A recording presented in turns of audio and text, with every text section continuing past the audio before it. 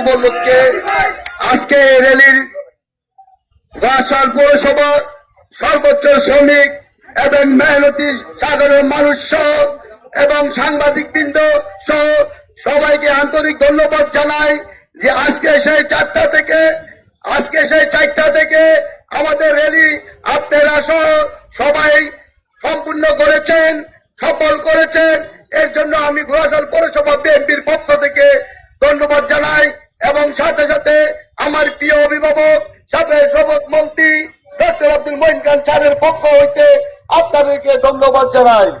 পাশাপাশি আপনাদেরকে বলতে চাই, আপনারা আমাদেরকে বিশ্বাস রাখবেন এবং ধৈর্য ধরে আমাদের পাশে থাকবেন। আমরা শ্রমিক ভাইদেরকে নিয়ে তাদের যে ন্যায্য অধিকার আমরা প্রতিষ্ঠিত করব ইনশাআল্লাহ।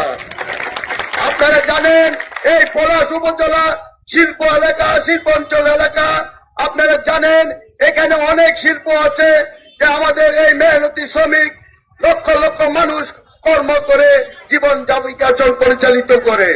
যাই হোক, আমরা আজকে সংক্ষিপ্ত বক্তব্য শেষ করব, কারণ এখানে অনেকে দীর্ঘ সময় ধরে আপনারা কষ্ট করে আছেন এবং রাস্তার মধ্যে যানজট সৃষ্টি হবে। এর জন্য আমি আমার বক্তব্য শেষ করব।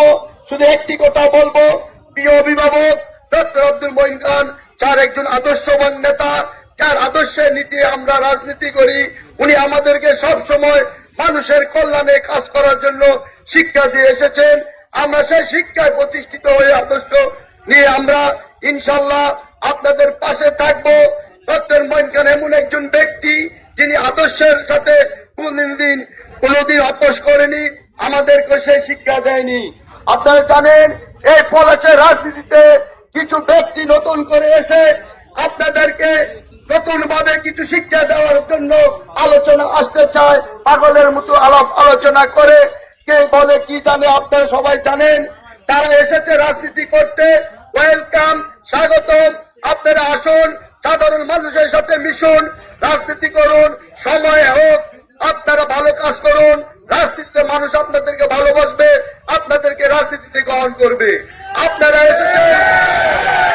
এসেছেন মাত্র আজকে প্রায় 6 মাস সর্বোচ্চ। আপনারা আবল তাবল কথা না বলে রাজনীতি করুন। রাজনীতিতে আপনাদেরকে যদি এই দেশের এই জনগণ যদি আপনাদেরকে গ্রহণ করে, তা আমাদের কিন্তু কোনো সমস্যা নেই। আমরা আপনাদেরকে সাদরে গ্রহণ করতে চাই, কারণ রাজনীতি জিয়াউর রহমান আমাদেরকে একটি শিক্ষা দিয়েছে, বাংলাদেশ জাতীয় দল বিএনপি।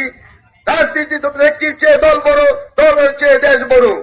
আমরা সবাই মিলেমিশে রাজনীতি করব, কিন্তু রাজনৈতিক ভাবে মোকাবেলা না করে আপনারা অন্যায় ভাবে গায়েব করতে চান, মিথ্যা কথা বলে, তাহলে দেশের জনগণ মেনে নিবে না। ডক্টর মঈন খান এমন একজন রাজনীতিবিদ, উনির বাবা ছিলেন সাবেক সফল খাদ্যমন্ত্রী ডক্টর আব্দুল মঈন খান, যিনি এই নরসিংদীর রূপকার। উনি মোমেন খান সাহেব, উনি রাজনীতি করেছেন দেশের জন্য, নরসিংদী জেলাবাসীর জন্য। উনি রাজনীতি করেন নাই উনার ব্যক্তি প্রয়োজনে, ব্যক্তি স্বার্থের জন্য। সেই ব্যক্তি স্বার্থের জন্য যদি রাজনীতি করত, ডক্টর মঈন খান বাংলাদেশে বিশাল বড় বড় ব্যবসায়িক শিল্প প্রতিষ্ঠান থাকত। ডক্টর মঈন খান একজন আদর্শবান নীতিবান ব্যক্তি, যিনি রাজনীতি করে আদর্শ পলাশের মানুষকে ভালোবেসে।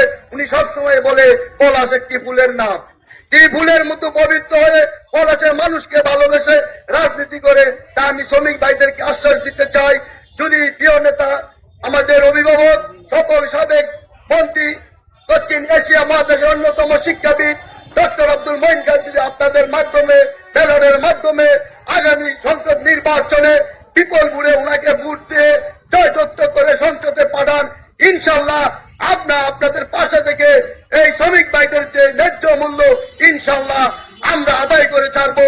এই আহ্বান করে সবাই ভালোবেসে আপনারা যারা এখানে এসেছেন সবাইকে ধন্যবাদ জানিয়ে আমি আমার সংক্ষিপ্ত বক্তব্য শেষ করলাম।